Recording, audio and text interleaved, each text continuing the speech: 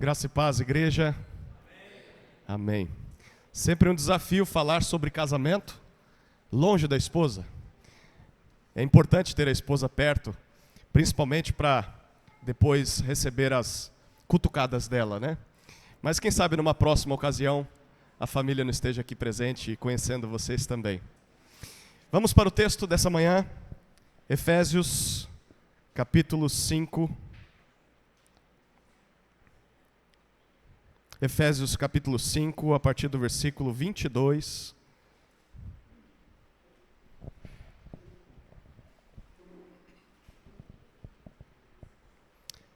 Se Deus permitir, iremos até o versículo 33. Efésios 5, 22 a 33. Acompanhe com fé a leitura da palavra do Senhor. Esposas, que cada uma de vocês se sujeite a seu próprio marido, como ao Senhor. Porque o marido é o cabeça da esposa, como também Cristo é o cabeça da igreja, sendo Ele próprio o Salvador do corpo. Como, porém, a igreja está sujeita a Cristo, assim também a esposa se sujeite em tudo ao seu próprio marido.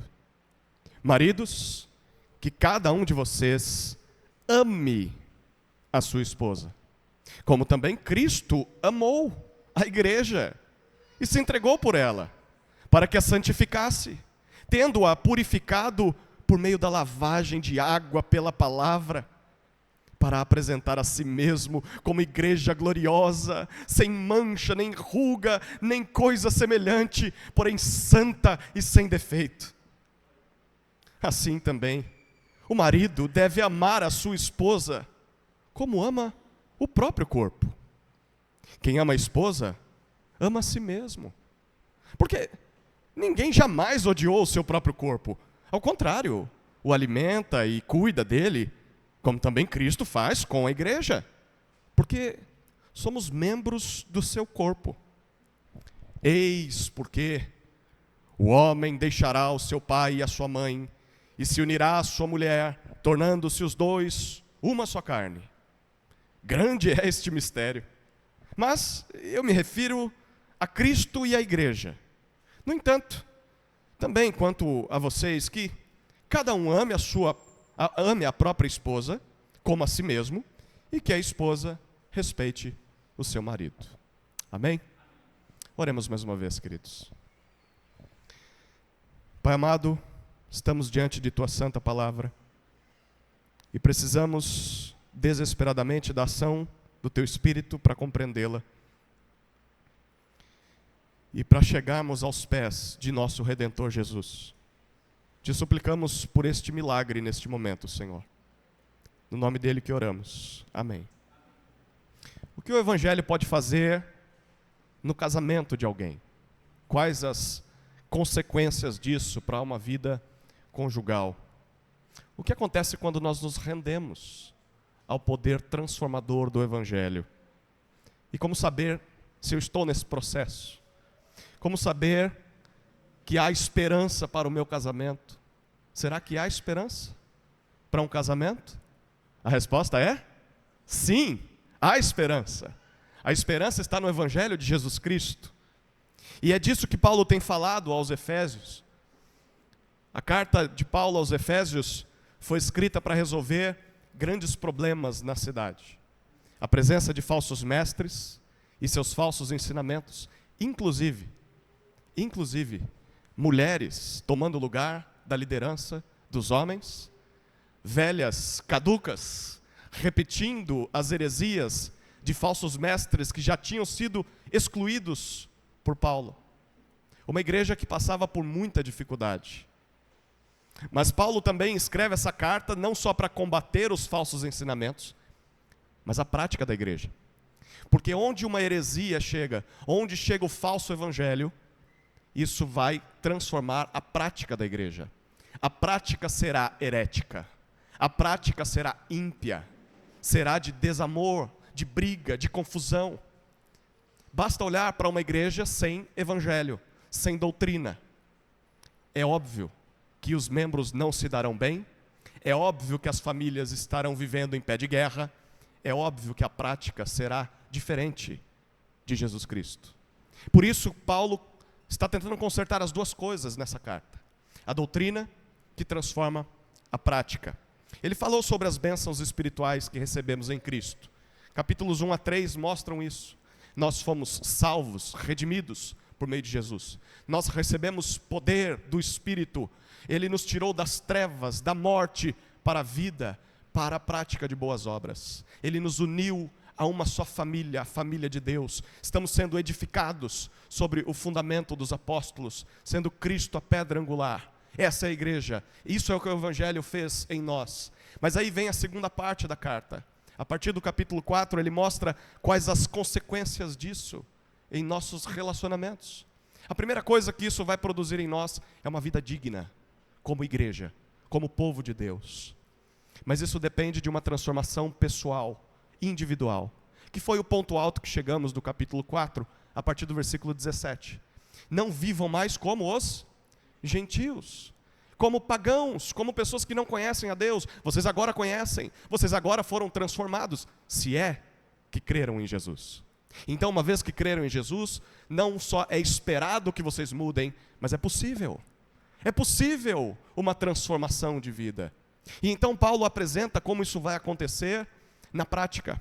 Você abre mão, renega os pecados do velho homem, de Adão, você renova a sua mente com a palavra de Deus e então coloca em prática aquilo que está aprendendo. E ao fazer isso você se reveste de Cristo. Vai ser cada vez mais parecido com Jesus. Isso vai afetar as suas emoções, vai afetar como você lida com as pessoas, se você perdoa ou não perdoa elas, vai afetar, inclusive, a sua postura perante a sociedade, a sexualidade e todas as coisas. Bom, Paulo apresentou duas conclusões para nós ontem.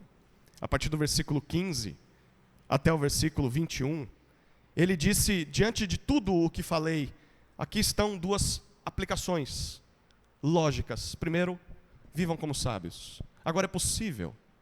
Essa vida transformada pelo Evangelho é uma vida de sabedoria. Segunda aplicação, encham-se do Espírito. Uma vida de sabedoria marcada pela plenitude do Espírito. Essa é a imagem perfeita de quem Jesus é. E se você reparar, parece que Paulo está citando provérbios. Sabedoria, plenitude, e agora o versículo 21 terminou dizendo, sujeitem-se uns aos outros no temor de Cristo. O princípio da sabedoria é o temor do Senhor. Ele está aplicando à vida da igreja todas as expectativas de transformação prometidas no Antigo Testamento. A humanidade nunca conseguiu ser isso por conta própria. E agora, na nova aliança, em Cristo, isso é possível. É claro, para sermos sábios, precisamos abandonar a tolice, aproveitando cada oportunidade para sermos mais parecidos com Jesus. E para sermos mais parecidos com Jesus, precisamos nos submeter ao controle do Espírito, nos colocando à disposição do preenchimento do Espírito, que está pronto para nos encher, mas é necessário que venhamos a dar o primeiro passo. E na verdade são 4 passos. O primeiro passo é falar entre nós com a palavra de Deus. O segundo passo é de coração louvar ao Senhor, sinceramente. O terceiro passo, dando graças a Deus por todas as coisas, porque elas se tornam oportunidades nas mãos do Senhor para nos tornar mais parecidos com Jesus, por mais difíceis que sejam. E o quarto passo, nos sujeitando uns aos outros no temor de Cristo. Como se, ao me sujeitar ao meu irmão, eu estivesse me sujeitando ao meu Senhor, a Jesus Cristo. Essa é a vontade dele. Bom, chegamos ao versículo 22, e a pergunta que Paulo está respondendo aqui é, ok, eu já entendi isso, Paulo. Você falou bastante, falou de sabedoria 2 vezes, falou de tolice 2 vezes, deixou muito claro que devemos ser cheios do Espírito, tá, mas Seria possível oferecer para nós algum exemplo prático disso? Para que não fique apenas no mundo das ideias, apenas na teoria. É possível nós vislumbrarmos o que é ser alguém sábio, cheio do Espírito? Tem algum modelo, tem algum exemplo? Eu posso ver isso funcionando na vida real? Como seria a vida de alguém sábio? Como seria alguém cheio do Espírito dentro de casa, por exemplo? Porque dentro da igreja, o mundo evangélico brasileiro diz um monte de coisa para a gente do que é ser cheio do Espírito. Mas assim, eu acho que você também convive com gente que se diz crente, que parece que o Espírito só se manifesta dentro de uma igreja. Porque no trabalho, o Espírito está bem longe ali. Em casa, então, seria possível, Paulo, vermos pessoas cheias do Espírito longe desse ambiente, do culto? Bom, que bom que você perguntou, porque é disso que Paulo vai responder. A partir do versículo 22, Paulo dá exemplos práticos de como é uma vida sábia, de como é uma vida cheia do Espírito Santo. Paulo faz isso a partir do versículo 22 e vai até o capítulo 6, versículo 9, dando alguns exemplos. Nós não conseguiremos trabalhar todos eles. O primeiro exemplo de uma vida sábia e cheia do Espírito é no casamento, de como isso afeta a relação entre esposa e marido. O segundo exemplo, no começo do capítulo 6, versículos 1 a 4, é na criação de filhos, no relacionamento entre pais e filhos, será o alvo da nossa reflexão hoje à noite. E o terceiro exemplo é nas relações de trabalho, na época de escravidão e senhores, versículos 5 até 9, pastor Fábio depois prega para vocês esse texto na sequência. Bom, vamos focar em como o evangelho afeta o casamento. Os versículos 22 a 33 podem ser divididos em duas partes. A primeira, Paulo fala sobre a esposa sábia e cheia do Espírito. Na segunda parte, ele fala sobre o marido sábio e cheio do Espírito. Perceba, Paulo não está aqui colocando deveres conjugais. Talvez na sua Bíblia esteja assim no subtítulo: os deveres conjugais. Mas não, Paulo não está introduzindo um novo assunto. Ele está seguindo o assunto que ele tem falado desde o começo do capítulo 4. Uma nova vida transformada pelo Evangelho. E é sequência imediata do versículo 21, sujeitando-vos uns aos outros. A partir do 22 ele vai demonstrar como uma esposa pode aplicar o sujeitando-vos uns aos outros em seu casamento. E depois vai dizer como o marido pode aplicar o sujeitando-vos uns aos outros diante da sua esposa. Nós vamos perceber que tanto a esposa quanto o marido são chamados a se sujeitar um ao outro, cada um na sua peculiaridade. Mas o chamado de sujeição é para todos. Não são apenas deveres conjugais, são evidências de alguém sábio e cheio do Espírito. Coisas que não só devemos buscar, mas que é possível buscarmos. Bom, então veremos uma frase que resume tudo o que Paulo diz aqui, é que o Evangelho de Jesus Cristo produz sujeição e amor entre esposas e maridos sábios e cheios do Espírito. O Evangelho de Jesus Cristo produz sujeição e amor entre esposas e maridos sábios e cheios do Espírito. Vamos para a primeira parte, a esposa sábia e cheia do Espírito. Olha os versículos 22 a 24 mais uma vez.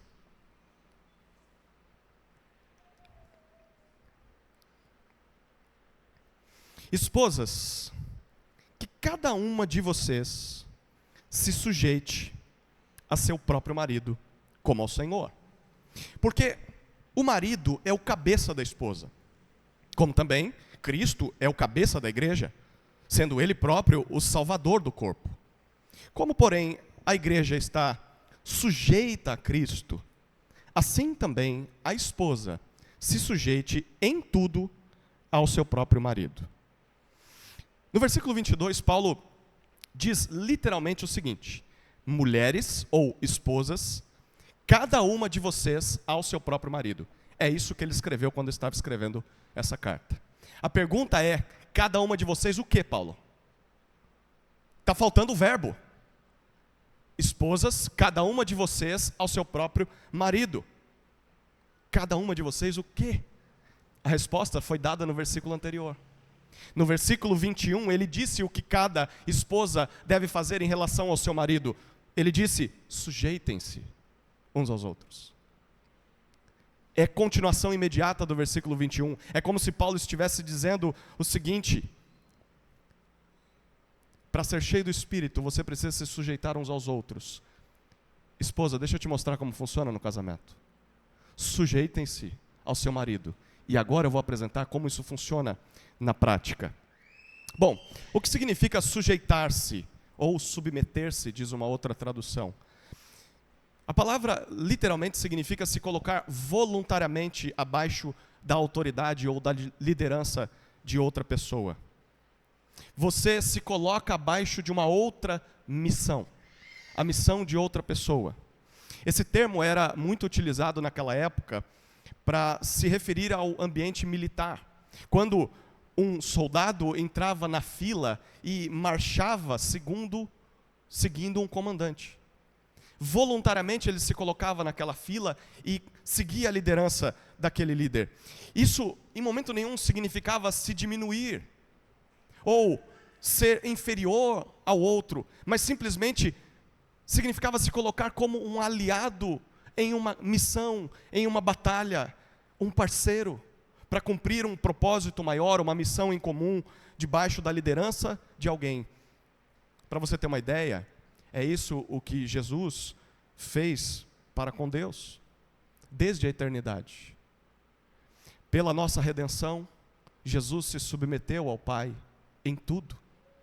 Isso não significa que ele perdeu características divinas, que ele se tornou inferior ao Pai. Significa apenas que ele se colocou voluntariamente debaixo da missão que o Pai lhe deu para a nossa redenção. Olha que beleza essa palavra transmite quando entendida dentro do contexto do Evangelho. A nossa sociedade diz que isso aqui é uma das coisas mais grotescas que se pode falar a respeito de uma mulher. E nós sabemos que há muitos maus usos dessa palavra, até dentro das próprias igrejas. Uma mulher cristã, para ela, se submeter, se sujeitar ao seu marido, não é se diminuir, não é se humilhar como alguém que tem que aceitar maus tratos, alguém que tem de aceitar traições, aceitar tudo o que o marido faz de mal, porque senão essa mulher está desobedecendo a Deus. Não, para uma mulher cristã se sujeitar a seu marido é algo que deve ser feito não à força, não por violência, como o marido forçando essa esposa a fazê-lo, mas é um ato de amor. É um privilégio para essa mulher, imitando o seu Senhor diante do Pai, colocando-se abaixo da liderança de seu marido. E não é só a esposa que deve fazer isso, porque nós acabamos de ver no versículo 21, o sujeitando-vos uns aos outros é para todos. A ordem de ser cheio do Espírito é para todos. Não é só a mulher chamada a se sujeitar. Todos nós fomos chamados a nos sujeitarmos uns aos outros, no versículo 21. E isso precisa ser feito deliberadamente. É a mulher quem tem de querer isso. Ela tem de tomar a iniciativa. É claro, uma mulher cristã só vai estar disposta a fazer isso pela ação do Espírito. Só o Espírito Santo é capaz de produzir sujeição em um casamento. Ninguém força alguém a se sujeitar. Ninguém obriga sujeição. É preciso querer. E esse é o significado da palavra que Paulo usa aqui. Então ele diz: esposas, queiram fazer isso. Se coloquem debaixo da liderança de seu marido. A pergunta é: por qual motivo uma esposa faria isso? Por que uma mulher faria isso? Paulo continua no versículo 22. Ela deve fazê-lo como ao Senhor, ou como se fosse para o Senhor. Em outras palavras, ela se submete ao seu marido, porque ao fazer isso, ela está agradando não ao marido apenas, ela está agradando ao seu Senhor, agradando a Jesus Cristo, como se aquela sujeição fosse para Jesus. Jesus, eu vou me submeter, por mais que eu acho que a gente devia fazer aquilo lá. Era isso aqui que devia fazer. mas eu vou me submeter, porque eu sei que ao fazê-lo, é como se eu estivesse me submetendo ao Senhor. Essa é a tua vontade para a minha vida. É isso que o Evangelho produz no meu coração. Quando uma esposa se sujeita ao seu marido, nos termos que Paulo está dizendo aqui, mesmo que o marido não mereça, porque eu sou marido e eu sei que a maioria das vezes eu não mereço sujeição da minha esposa. Mesmo que o marido não faça o seu papel corretamente, mas quando uma esposa cheia do Espírito se submete a ele, ela está se sujeitando a Jesus. A relação dela pouco tem a ver com o marido, pouco tem a ver com as reações do marido, o merecimento do marido. Ao olhar para o seu marido, ela vê o seu Senhor, dizendo: o Evangelho pode te transformar, minha filha. Eu posso te transformar. Se submeta ao Espírito. Então o compromisso dessa irmã, antes de ser com o marido, é com Cristo. Ela poderia até dizer assim: eu não me submeto por causa do meu marido, mas porque Cristo me chama a fazer isso. É claro, há maridos que facilitam esse processo, e daqui a pouco nós falaremos sobre isso. Como nós, como maridos, podemos preparar o ambiente para que a sujeição seja mais fácil. Mas mesmo quando a sujeição não é tão fácil, ainda assim, as irmãs são chamadas a olhar para Cristo, como ao Senhor. Bom, a pergunta que Paulo responde no versículo 23, por que isso é assim? Por quê? Olha o que ele diz no versículo 23. Porque o marido é o cabeça. Por que essa relação entre esposa e marido deve ser assim? Paulo diz: porque o marido é o líder. A palavra que ele usa para cabeça aqui era usada naquela época para se referir a uma autoridade, alguém que era responsável pela vida de outras pessoas. Gênesis 2 retrata isso muito bem para nós. Em Gênesis 2, nós lemos que Deus formou o homem do pó da terra, lembra disso? Soprou-lhe o fôlego de vida em suas narinas, deu a missão ao homem de nomear os animais, mas o texto em Gênesis 2 diz que faltava algo ao homem, uma auxiliadora que lhe fosse adequada, faltava uma aliada na missão. E então Deus traz a primeira cirurgia da história, a primeira anestesia, faz o homem cair em profundo sono e, ao invés de fazer o que fez com o homem em primeiro lugar, do pó da terra formar mais uma pessoa, Deus do homem tira uma de suas costelas e a partir do homem forma a mulher. Só essa imagem já traduz muito como Deus vê a relação entre marido e esposa. A mulher vem do homem. Ela tem um cabeça, ela tem um representante. Foi sempre assim que Deus tratou o seu povo desde Gênesis. Desde o princípio, Deus colocou o homem como cabeça, como líder, como responsável, como pastor de sua esposa. Esse é o plano de Deus para todas as famílias na terra. Não é invenção humana, não é invenção dos conservadores, do cristianismo ocidental. É plano de Deus desde o início. Está no nosso DNA como seres humanos. Mas a pergunta que Paulo continua respondendo no versículo 23 é: de onde vem tudo isso? Olha o que ele diz no versículo 23. Como também Cristo é o cabeça da igreja. Por que é que Deus estabeleceu o homem como líder, como cabeça, responsável pela esposa? Paulo diz: porque é assim que funciona entre Deus e o seu povo. Cristo é o líder. Cristo é o cabeça da sua igreja. Da mesma forma com que a esposa vem do homem e o homem é líder da esposa, a igreja vem de Cristo. E Cristo é o líder da igreja. Esposas, percebam o que Paulo está dizendo aqui. Essas palavras têm um poder profundo de transformar a visão de uma mulher a respeito do seu papel perante seu marido. Ao se submeterem a seus maridos, vocês imitam a igreja se submetendo ao seu noivo. Que grande responsabilidade irmãs sábias e cheias do Espírito têm. O seu simples papel rotineiro, diário, perante o esposo, é um reflexo visível do relacionamento entre a igreja e Cristo. Todos os dias, você, irmãzinha, quando está diante do seu marido, perante os seus filhos, perante os parentes na sua casa, os seus vizinhos, a sua rua, todos os dias a sua atitude diante do seu marido ensina às pessoas alguma coisa sobre Cristo e a sua igreja. Como a igreja se submete a Cristo, ensina positivamente ou negativamente. Já pararam para pensar nisso? De que uma atitude comum do dia a dia, de como responder o marido, de como mostrar para ele que talvez ele está enganado, de que ele se perdeu mais uma vez no trânsito, de que ele tinha que pedir informação e não está pedindo, de que ele deveria se levantar e disciplinar o filho, de que ele deveria ser menos rude, de que ele deveria consertar aquela parte da casa que está quebrada, e ela fala toda semana para ele. Uma coisa pequena, a forma com que ela trata o marido, ensina os filhos e todo mundo que está ao redor, como a igreja se submete ao Senhor do universo. Como a igreja reage ao seu amado? Como uma irmã reage ao seu marido? Que grande responsabilidade, não? Bom,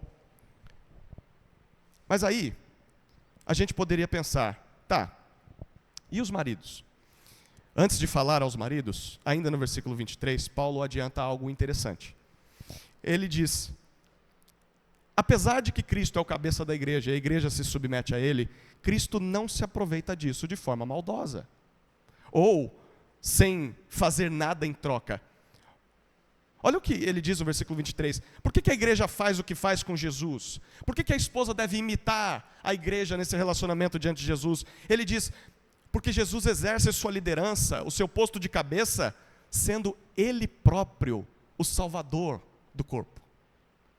O que Paulo está dizendo aqui?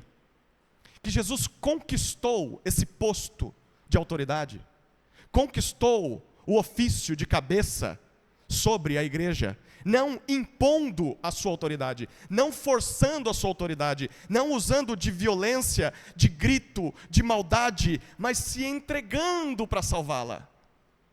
É assim que Jesus conquistou os degraus de liderança na vida da igreja.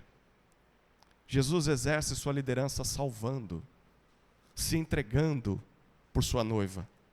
E é assim que maridos conquistam a sujeição de suas esposas. Não é gritando, não é falando alto, não é batendo na mesa e dizendo, o pastor falou que você tem que ser submissa. Certa vez eu preguei esse texto na igreja, e eu disse exatamente contrário a isso, do marido voltar para casa e dizer, você tem que ser submissa, mulher.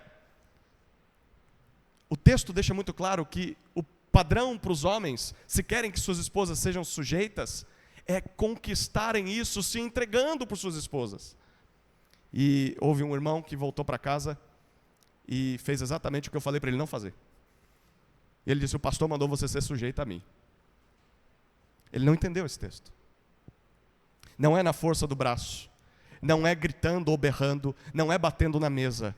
O marido conquista o direito de ser líder de uma maneira graciosa e amorosa, se entregando pela sua esposa, imitando o Salvador do corpo. É assim que ele imita Jesus. Uma liderança servil, servindo a esposa, amando a esposa. E se o marido faz isso, certamente a sujeição fica muito mais fácil, não é, esposas? Com certeza fica, não fica? Quando você tem um líder amoroso, que se preocupa com a esposa antes de si mesmo, fica muito mais fácil se sujeitar ao marido. Não fica, irmãs? Bom, então esse é o alvo para nós maridos, e olha que ele nem começou a aplicar para os maridos ainda. Mas ele já fez um comentário antecipando a aplicação. No versículo 24, Paulo volta ao assunto da esposa, e ele diz, como a igreja está sujeita a Cristo, aqui Paulo está fazendo uma afirmação, a igreja está sujeita a Cristo. A gente vê no Brasil aí que muita igreja quer que Jesus se sujeite a ela, né? Então assim, Jesus manda uma coisa na palavra, a igreja quer fazer outra coisa. Mas diante de Deus não é assim que funciona. Diante de Deus há uma afirmação inabalável. A igreja está sujeita a Cristo. A igreja está debaixo de sua autoridade, debaixo de sua liderança. E sempre continuará sendo assim. Ok. Assim como a igreja está sujeita a Cristo, Paulo termina o versículo 24 dizendo: assim também a esposa se sujeite. Ela olhe para esse modelo e se sujeite em tudo a seu próprio marido. Esse em tudo foi também desvirtuado em muito ao longo dos anos da história da igreja. É óbvio que, comparando com outras passagens da Escritura, o em tudo não significa fazer o que Deus proíbe. Eu fiquei sabendo uma época de um marido que, para pagar as contas de casa, ele dizia para a esposa que ela deveria sair de casa e se prostituir. E ele era cristão. Cristão, dentro de uma igreja. É óbvio que ela não deveria fazer isso. Porque isso era quebrar a palavra de Deus. Então, o em tudo é em tudo aquilo que Deus manda. Como eu sei o que Deus manda? Paulo já falou sobre isso, não falou? Procurem compreender a vontade do Senhor. Na Escritura nós descobrimos o que Deus manda. Então, assim como a igreja está sujeita a Cristo, assim também a esposa imite essa sujeição. Sujeite-se a seu próprio marido. Repare, não é ao marido de outras esposas. É ao seu próprio. Ao seu marido. Apenas o seu. Se sujeite ao seu marido. Esse é o chamado de Jesus a mulheres sábias e cheias do Espírito. É claro que, para alguém descrente, para uma mulher tola, insensata, sem o Espírito Santo, isso é uma ofensa. Palavras como essa são um ultraje. Talvez eu seria até processado se eu dissesse isso em algum outro ambiente. Mas, para alguém crente em Jesus, alguém que foi transformado pelo Evangelho, que olha para Jesus como seu Redentor, que está buscando a sabedoria, está buscando a plenitude do Espírito, isso aqui vai ser atrativo. Que beleza! Isso vai transformar o meu relacionamento. Isso aqui vai agradar o meu Senhor. Bom, essa é a primeira parte. A esposa sábia e cheia do Espírito. Mas maridos, agora nos preparemos, porque você reparou que Paulo gastou poucos versículos para falar da esposa. E ele vai gastar o dobro para falar dos maridos. As irmãs já sabem o que isso significa, né? Com o homem tem que repetir várias vezes, porque ele não entende. E Paulo sabe disso. Olha o que ele fala sobre o marido sábio cheio do Espírito. A partir do versículo 25. Maridos, que cada um de vocês ame a sua esposa, como também Cristo amou a igreja e se entregou por ela, para que a santificasse, tendo-a purificado por meio da lavagem de água pela palavra, para apresentar a si mesmo como igreja gloriosa, sem mancha, nem ruga, nem coisa semelhante, porém santa e sem defeito. Assim também o marido deve amar a sua esposa como ama o próprio corpo. Quem ama a esposa, ama a si mesmo, porque ninguém jamais odiou o seu próprio corpo. Ao contrário, o alimenta e cuida dele, como também Cristo faz com a igreja. Porque somos membros do seu corpo. Eis porque o homem deixará o seu pai e a sua mãe e se unirá à sua mulher, tornando-se os dois uma só carne. Grande é esse mistério. Mas eu me refiro a Cristo e à igreja. No entanto, também quanto a vocês, que cada um ame a própria esposa como a si mesmo, e que a esposa respeite o seu marido. No versículo 25, Paulo ainda está dando o exemplo de uma vida sábia e cheia do Espírito. Mas agora ele se dirige aos maridos. Lembre-se do contexto, desde o versículo 18 até o versículo 21. O contexto é como o marido pode ser cheio do Espírito. Ele pode ser cheio do Espírito falando uns com os outros com a palavra de Deus. Segundo, louvando de coração ao Senhor. Terceiro, dando graças a Deus por tudo. E quarto, sujeitando-se uns aos outros. E agora, no versículo 25, Paulo diz, especialmente se sujeitando à sua esposa. Esse é o ambiente. Talvez essas palavras agora tenham dado um nó na sua cabeça. Espera aí, eu sempre aprendi que é a esposa que se sujeita ao marido. Nunca ouvi que o marido se sujeita à esposa. Prazer, apóstolo Paulo. É isso que ele está dizendo desde o versículo 21. Sujeitando-vos uns aos outros. Todos. Todos se sujeitam uns aos outros. Como assim? Como é possível que uma esposa se sujeite ao marido debaixo da sua liderança e o marido se sujeite à esposa? Quem é que vai liderar no final das contas? É aqui que entra a diferença. O ponto não está na sujeição. O ponto está na forma com que essa sujeição aparece. Como ela acontece. Para a esposa, essa sujeição vai tomar um formato. Para o marido, essa sujeição se demonstrará de outra forma, de outra maneira. Bom, olhe para a forma com que Paulo descreve isso. Versículo 25, como maridos cheios do Espírito se sujeitam à sua esposa, Paulo. Como isso acontece, Paulo? Através do amor. Olha o que Paulo diz. Maridos, cada um de vocês ame. Ame a sua esposa. Ame. Aqui está a maior demonstração de sujeição de um marido à sua esposa. Ele a ama. E o que significa a palavra amar, que é usada por Paulo aqui? É a palavra grega ágape. E nós já ouvimos falar dessa palavra em vários momentos da Escritura. Essa palavra pode ser expressa por um sacrifício voluntário por pessoas que não o merecem. O ponto alto do amor ágape é o sacrifício de Cristo por nós. Nós não merecíamos, nós não conseguiríamos conquistá-lo, mas ainda assim ele se sacrificou por nós, pelo nosso bem, pela nossa salvação. E Paulo diz, maridos, cada um de vocês se sacrifiquem voluntariamente em prol do bem de sua própria esposa.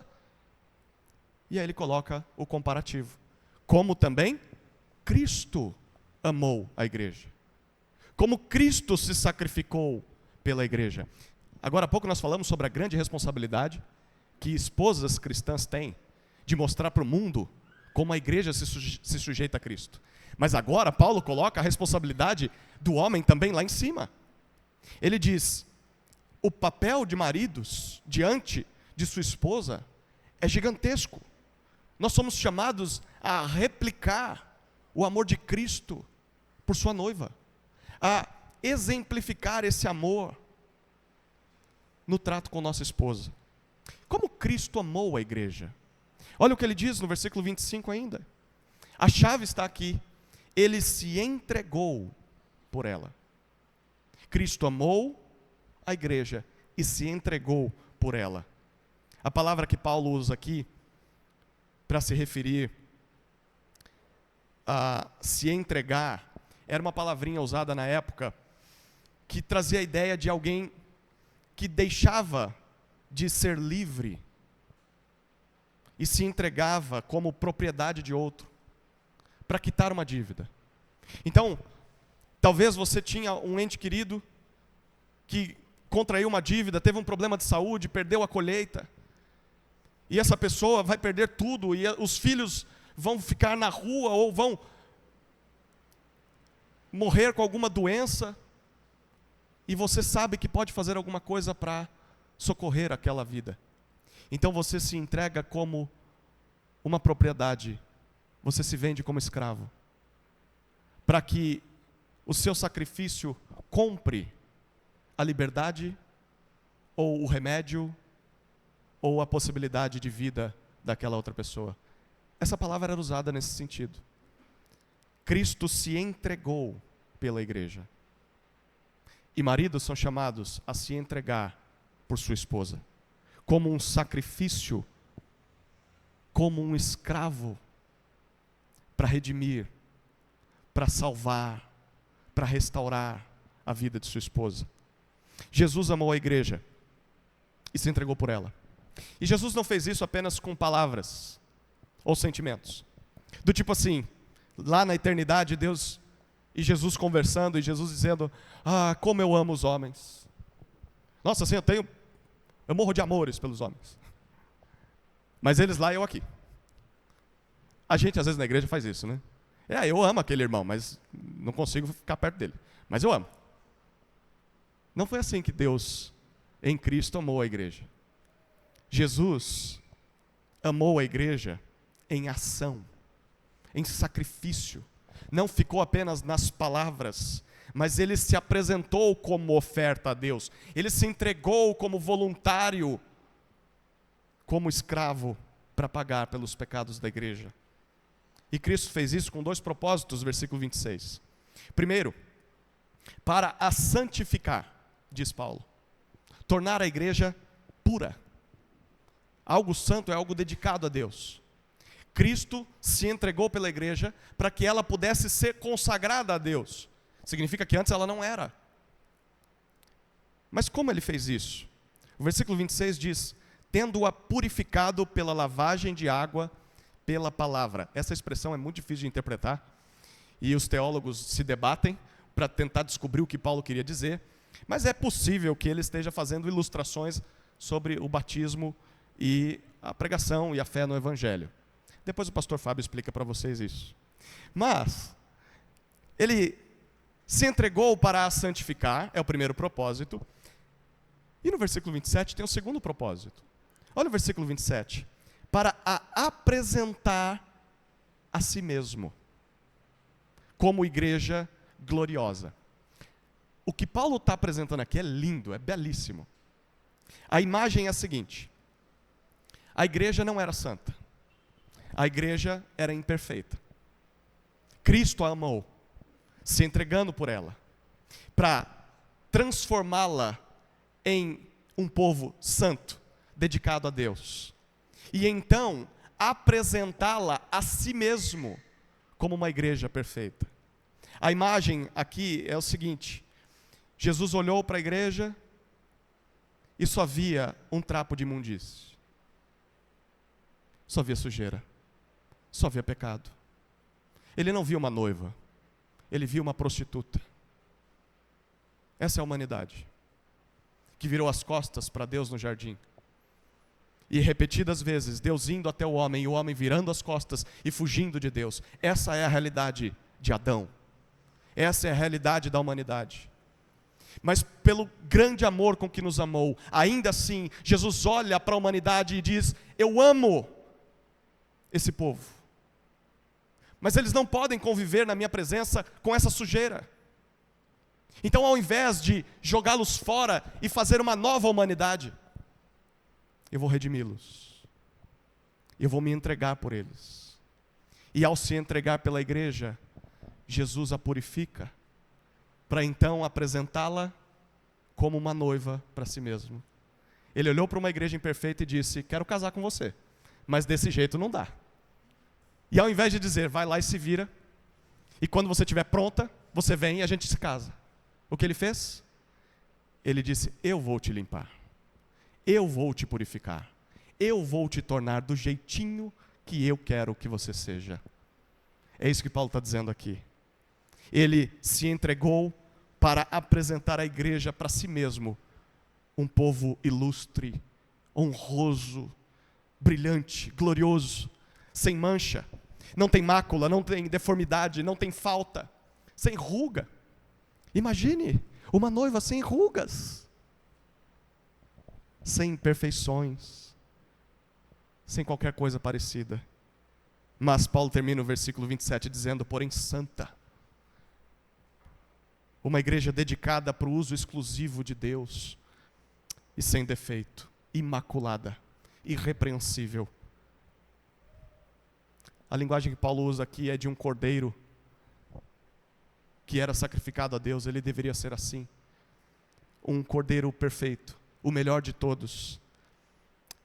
E o que Paulo está dizendo para aquela igreja de Éfeso é que em momento nenhum nós éramos isso. Nós éramos impuros, desprezíveis, sem brilho nenhum, sem atrativo nenhum.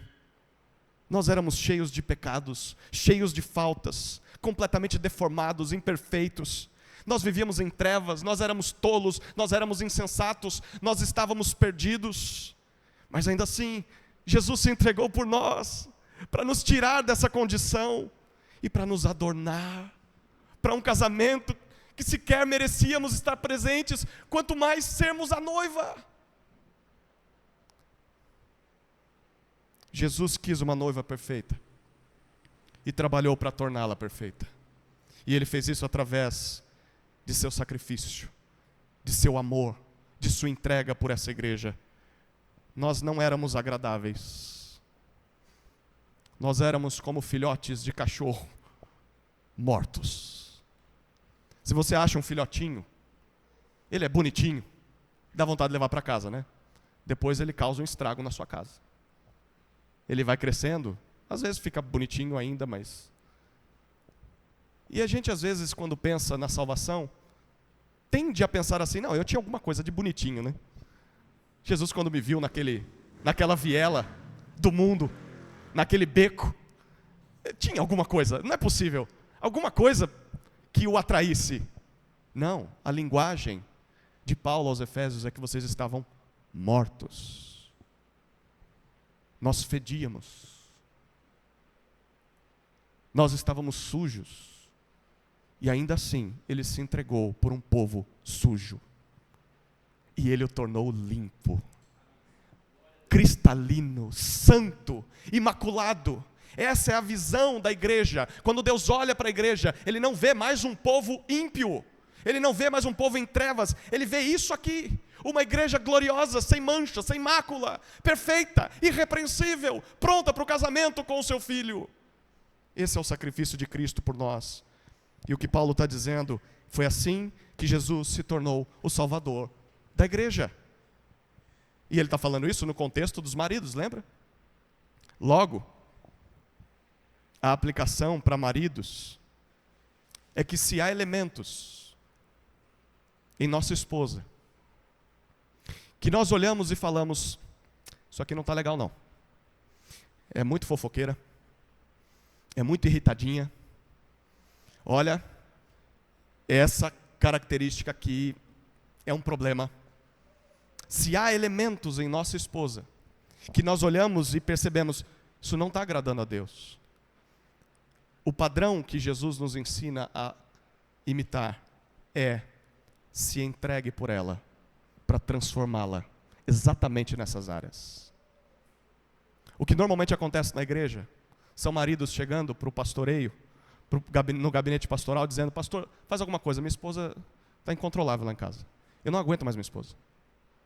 O que Paulo está chamando os maridos a fazerem é: volta para casa, se sacrifica pela tua esposa, até que, pelo poder do Espírito, Deus a transforme através do teu sacrifício em favor dela, do teu amor em favor dela. Isso é o que Cristo fez com a igreja. Se há algo imperfeito na sua esposa, você se entrega voluntariamente para produzir santidade na vida dela. Não é você que vai fazer isso, é o Espírito. Mas a tua iniciativa, o teu serviço, o teu amor pela esposa, a tua entrega vai contribuir muito para que ela seja motivada a fazê-lo. Jesus é capaz de salvar a sua esposa. Mas nós somos chamados a seguir o exemplo dele, como salvador do corpo. Um marido sábio, cheio do Espírito, não apenas se incomoda com os pecados da esposa, mas faz alguma coisa para resolvê-los. E faz isso seguindo o exemplo de Jesus. Não espera que o pastor mude a sua esposa. Não espere que a igreja mude a sua esposa. Não espere que ministérios de mulheres mudem sua esposa. Ele toma a iniciativa. Ele serve a sua esposa. Ele ama a sua esposa. Ele lidera a sua esposa. Ele pastoreia a sua esposa. E aí sim, todas essas outras coisas podem contribuir. Mas o principal é o papel do marido dentro de casa. Assim, versículo 28, Paulo diz: o marido deve amar a sua esposa como ama o próprio corpo. Curioso, Paulo faz uma afirmação aqui: quem ama a esposa ama a si mesmo. A pergunta é: por que isso é assim? Ele diz no versículo 29, porque ninguém, em sã consciência, odeia ou maltrata o seu próprio corpo. Até mesmo quem diz: ó vida, ó céus, ó azar, eu odeio essa minha vida, eu odeio o meu corpo, ainda assim alimenta e cuida do corpo. Você quer um exemplo disso? Olha, um exemplo claro de que você ama o seu próprio corpo. Você vai num restaurante e lá tem de tudo para você comer. E você está na fila esperando para pegar a comida. E aí, vamos considerar que você ama salada, tá? E você vê tomate. Aqueles tomatezinhos cereja, sabe aqueles pequenininhos? Você gosta desse tomatinho? Aí você vê aquele tomate lá. E aí tem tomate vermelhinho, bonitinho, lindo. E tem uns tomates já machucados, feridos. Alguns assim já passados. E aí você diz assim: acho que eu vou comer o tomate passado. Eu vou comer o tomate podre. É isso que a gente faz? Não, ninguém faz isso. Até quem diz: eu odeio a minha vida, vai pegar o melhor tomate para comer, porque gosta do próprio corpo. Paulo está afirmando: ninguém jamais odiou o próprio corpo. Até quem diz que odeia a si mesmo, é porque ama a si mesmo mais do que devia, ou ama com um amor desvirtuado. Não aprendeu a amar a si mesmo, como a Bíblia ensina. Todos amam a si mesmos, por isso você toma banho, por isso você escova os dentes, por isso você dorme, por isso você come o que gosta de comer, por isso que você descansa, porque nós amamos o nosso próprio corpo. E Paulo diz: ok, todos alimentam, todos cuidam do seu corpo.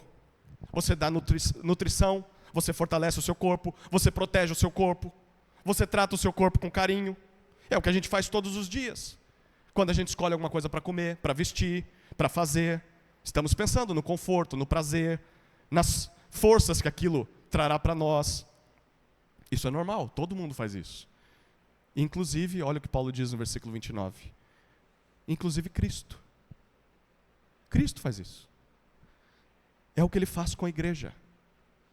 Jesus alimenta. Jesus cuida da igreja. Por quê? Olha o versículo 30. Porque somos membros do seu corpo.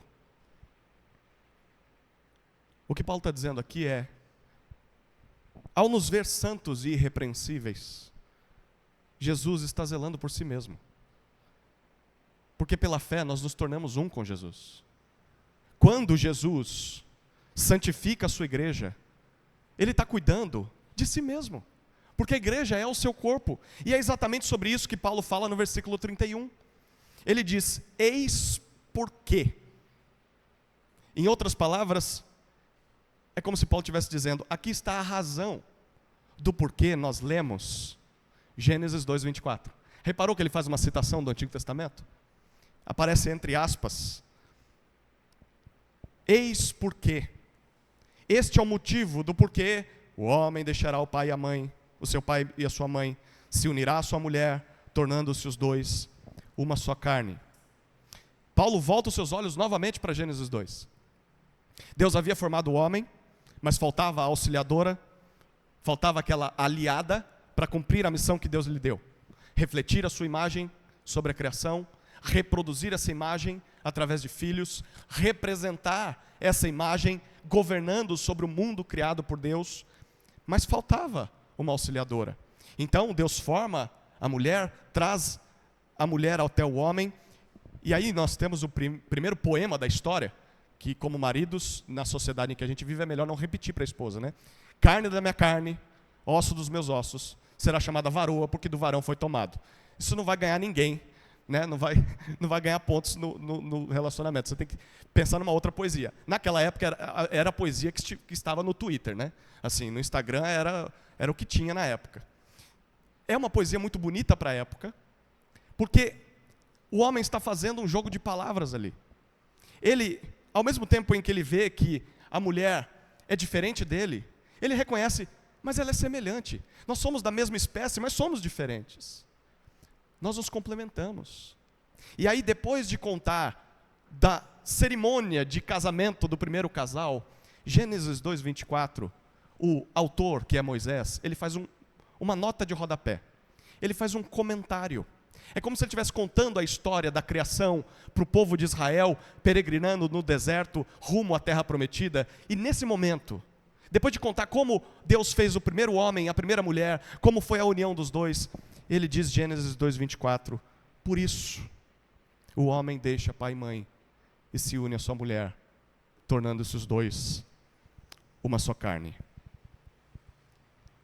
É porque Deus criou um homem para uma mulher, que o padrão de casamento foi estabelecido para toda a humanidade ao longo da história.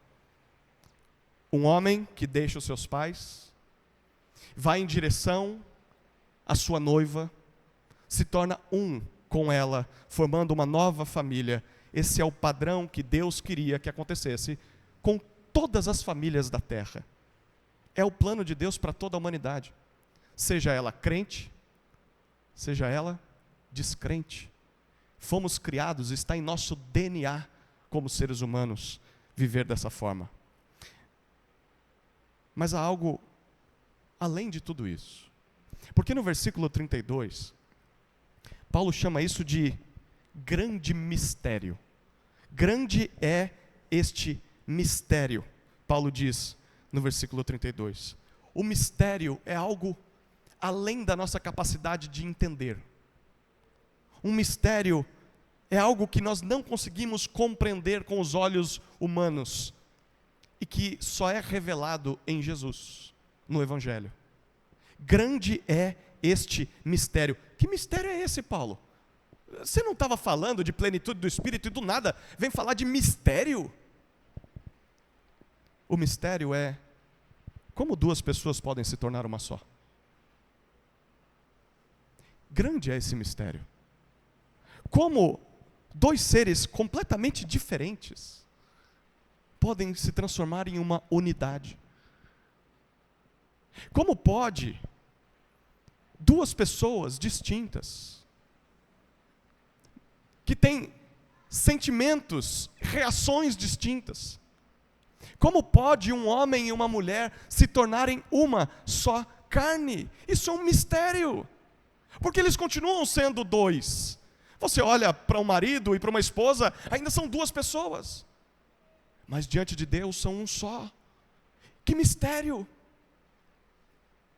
Você já não ouviu algo semelhante na Bíblia? 3 pessoas distintas, que são uma ao mesmo tempo? Você não se lembra de um único Deus, que subsiste em 3 pessoas? Pai, Filho e Espírito.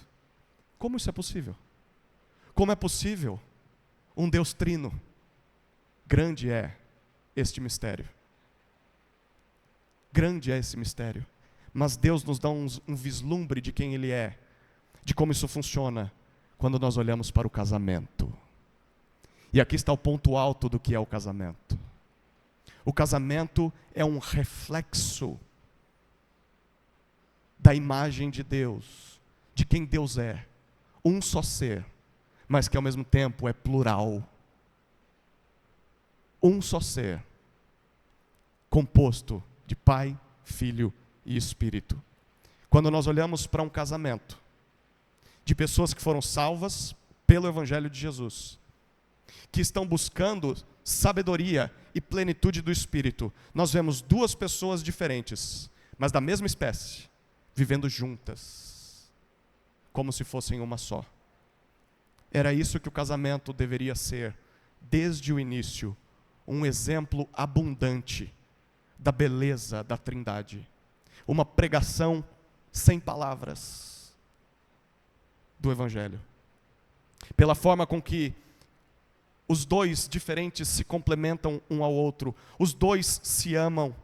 E a pergunta que nós precisamos responder aqui é: que tipo de pregação do Evangelho o nosso casamento está anunciando? As pessoas que convivem com o nosso lar? Que tipo de Deus elas veem no relacionamento entre o marido e a esposa? Um casamento reflete quem Deus é para as pessoas. O que as pessoas que convivem com nossa família diriam sobre o Deus Trino, a partir daquilo que aprendem com a nossa postura como marido, a postura da esposa como esposa. Bom, no versículo 32, Paulo, depois de nos levar até o terceiro céu e falar sobre um grande mistério, agora ele volta os nossos pés para a terra novamente. E o final do versículo 32 ele diz: mas eu me refiro a Cristo e à igreja. A gente já voou muito alto, vamos voltar aqui para o assunto. Paulo gostava de fazer isso, ele se empolgava. E ele se aprofundava em teologia e doutrina e coisas que Deus tinha revelado para ele, mas ele precisava lembrar que estava falando com uma igreja que estava assaltada por falsos mestres, falsas doutrinas, e que precisava ser cheia do Espírito. Então agora ele volta para a prática e diz: bom, eu me refiro a Cristo e à igreja. O casamento aponta para algo além de nós. O casamento não tem a ver apenas com o que nós achamos ser o certo. O casamento é mais do que, eu vou casar para ser feliz. Quando eu conheci a minha esposa, eu acreditava que eu devia casar para ser feliz. Aí, certa pessoa disse: não, você não deve casar para ser feliz, porque senão você vai ser infeliz. Você deve casar para fazê-la feliz. E aí eu disse: fantástico, ficou melhor.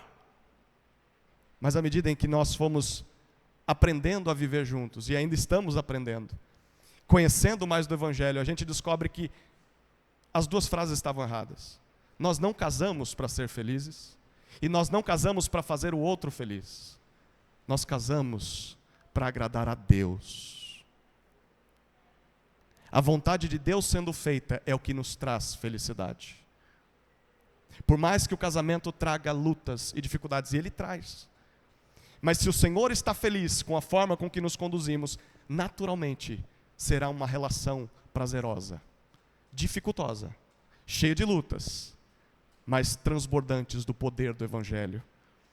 Paulo apresenta para nós que o casamento é um anúncio, uma demonstração da união entre Cristo e a igreja.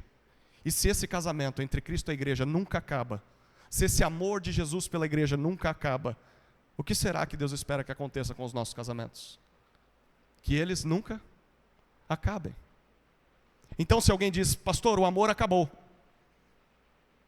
O amor acabou? Então você faz o que Cristo faz pela igreja todos os dias. Você vai e se sacrifica pela sua esposa. Porque amor não tem a ver apenas com sentimentos. Amor tem a ver com sacrifício, com entrega. E é isso que Cristo nos modela como maridos. Que aprendamos a amar e nos sujeitarmos uns aos outros no temor a Cristo, no temor de Cristo. Paulo conclui, versículo 33, esse argumento dizendo: cada marido ame sua própria esposa como a si mesmo, siga o exemplo de Cristo, e cada esposa respeite seu marido. Palavra nova, né? Uma outra palavra para se referir à sujeição. Honre o seu marido, respeite o seu marido.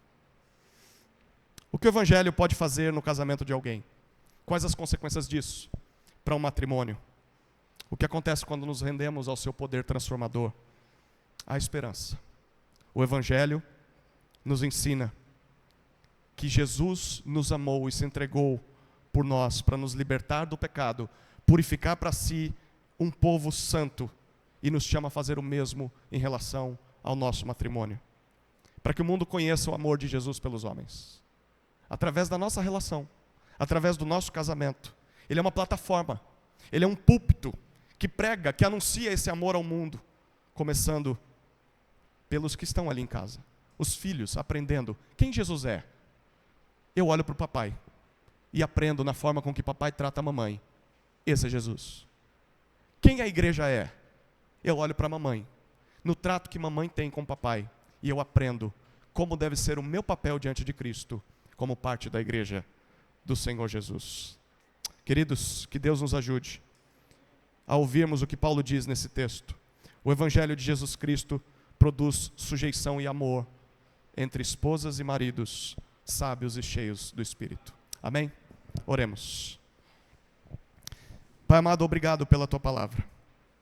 Te louvamos pelo Evangelho de Jesus Cristo, que nos tirou das trevas e nos trouxe para a luz. Tenha misericórdia de nós, Senhor. Somos imperfeitos e falhos, mas aos Teus olhos o Senhor já nos vê como santos, irrepreensíveis. E então, Senhor, somos motivados a buscar sabedoria e santidade, plenitude do Espírito, não só por obrigação, mas porque é possível. Assim oramos, Deus, pedindo para que nossos lares sejam transformados pelo Evangelho para a Tua glória, em nome de Jesus. Amém.